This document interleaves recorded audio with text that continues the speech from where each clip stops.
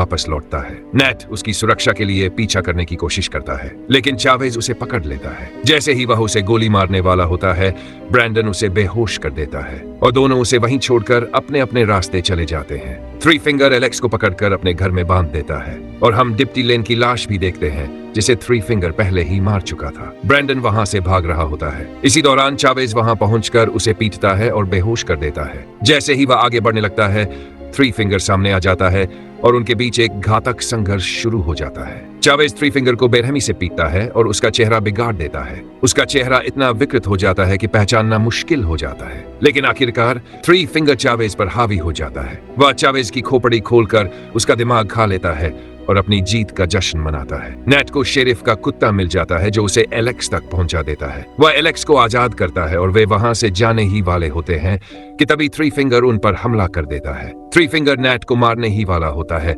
लेकिन उसी समय एलेक्स उसे मार डालती है, उसी लकड़ी के टुकड़े को घोंपकर जिस पर थ्री टोज का सिर लगा था। इसके बाद दोनों थ्री फिंगर का ट्रक लेकर वहां से भाग जाते हैं, लेकिन थ्री फिंगर अभी भी जिंदा होता है। वह फिर से उनके ट्रक के सामने आ जाता है और उस पर चढ़ जाता है। वह नेट को पकड़ लेता है, जिससे ट्रक का नियंत्रण बिगड़ जाता है और वह एक पेड़ से टकरा जाता है। ट्रक में आग लग जाती है। इसी दौरान ब्रैंडन वहां पहुंचकर दोनों को बाहर निकालता है, लेकिन थ्री फिंगर उन्हें इतनी आसानी से नहीं छोड़ता।